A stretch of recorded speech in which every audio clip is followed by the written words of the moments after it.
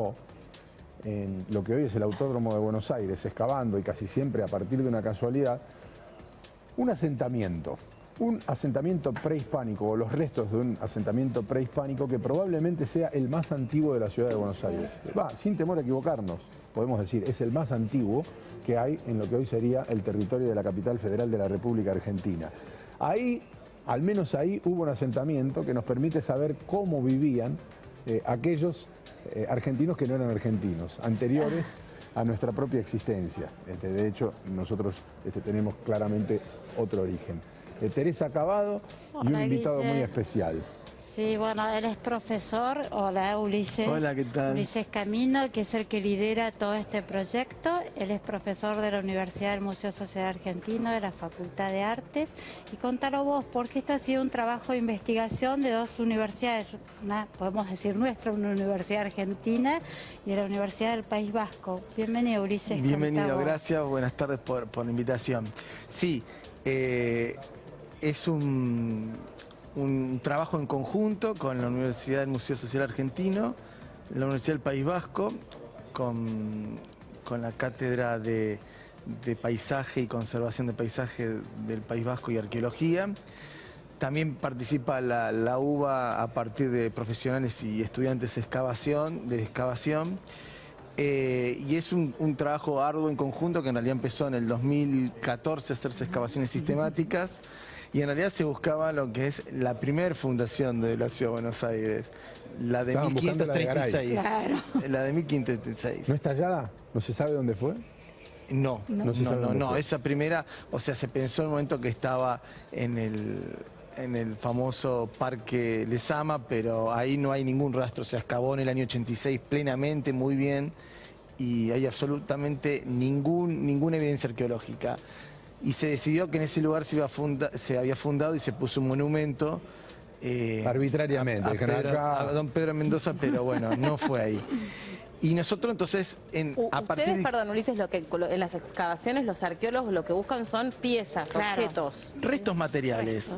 Así se llama. El arqueólogo es el estudio de las sociedades a través de sus restos materiales. Ajá. O sea, en realidad podríamos estudiar una sociedad actual, que es la basurología, no me quiero ir mucho de tema, pero revisando la basura podemos interpretar cosas que hacen las personas que no cuentan. Claro. Que no cuentan, porque entonces el arqueólogo en realidad muchas veces no está escrito en la historia qué consumían, qué alimentos, muchas cosas que no están, y por eso también está la arqueología histórica. Bueno, nosotros leíamos, y perdón que te interrumpamos, porque hay poca información, las cosas como son. A nosotros nos enseñaban cosas muy básicas, con 2 o 3 nombres para resumir todas las etnias, y supuestamente acá vivía gente que era nómade, cazador, recolector y nada más. Y que se la hicieron difícil a las dos fundaciones, es todo lo que sabemos. Que las dos fundaciones la parieron hasta poder hacer pie en este sector. Pero la verdad es que no se sabe mucho más.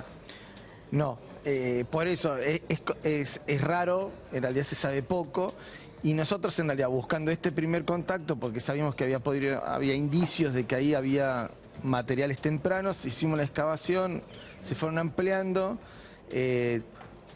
Logramos los fechados en cerámicas. Te vuelvo a interrumpir porque eso me vuelve loco. ¿Cómo sabes que hay indicios ahí? ¿Cómo elegís el lugar? En realidad, Carlos Rusconi, que era un paleontólogo allá por el año 1926, antes de que se rectifique el riachuelo, recorrió el río Matanzas y en ese lugar halló un sitio que tenía cerámica indígena y algo que parecía hispánico. Él mucha importancia no le dio al hispánico porque no la tenía muy clara. Pero lo dejó marcado. Claro. Sí, en realidad un lugar exacto no lo ponía exactamente, pero hablaba de una avenida Telier, una avenida La Noria, que hoy desaparecieron, el viejo puente La Noria.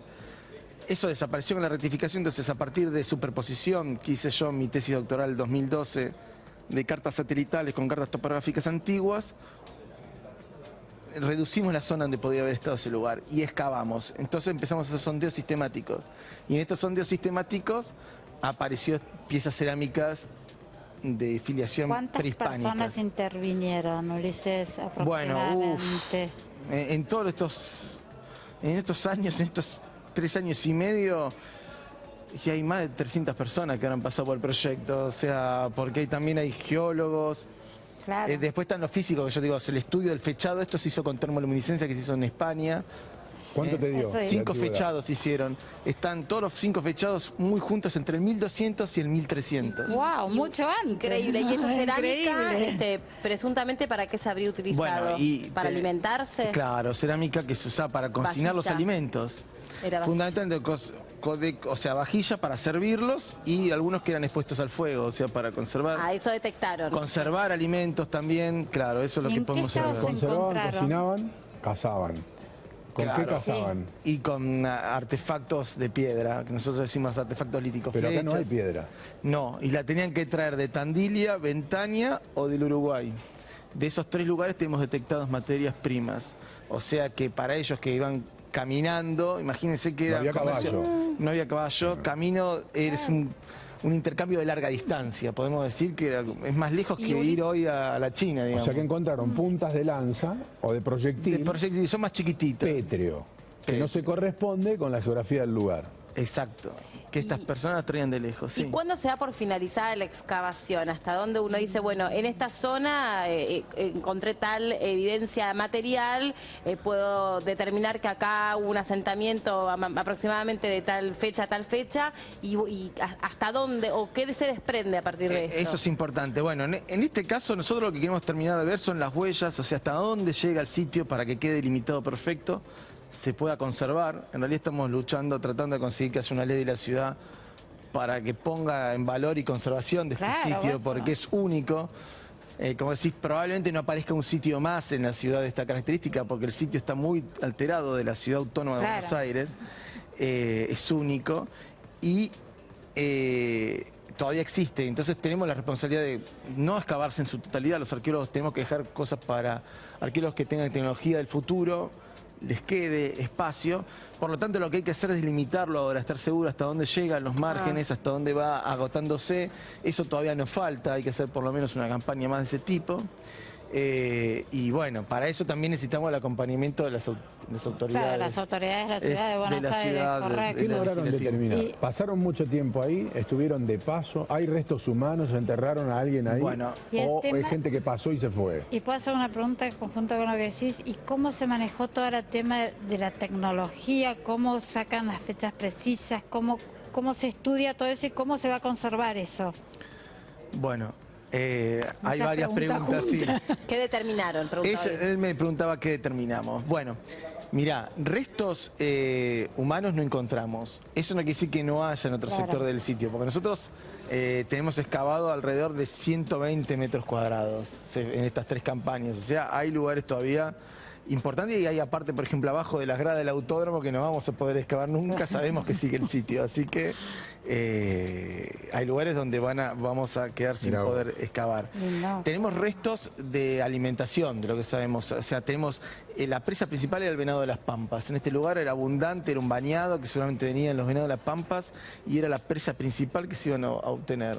Que hoy este es un animal casi extinto, que quedan solo 2000 ejemplares en toda la Argentina, muy aislados desde San Luis hasta el sur de la provincia de Buenos Aires y Entre O Ríos. sea que estos tipos tenían mucho acá. Exacto, comían Mucho y fácil, relativamente y fácil. ahí, en ese lugar era un buen lugar para la casa porque había una concentración, como era un lugar de bañados muy amplios del riachuelo, es este lugar, lo que hoy se conoce, el Bajo Flores, Claro.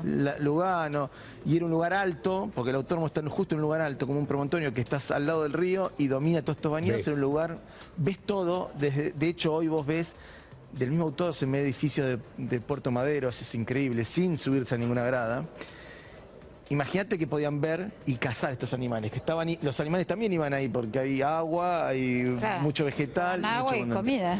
Exactamente, así que hoy estamos, y también hay ñandú, tenemos ñandú, muestra de ñandú, también de guanaco, y bueno, ahora algunas presas más que nos quedan por identificar, que todavía no estemos analizadas.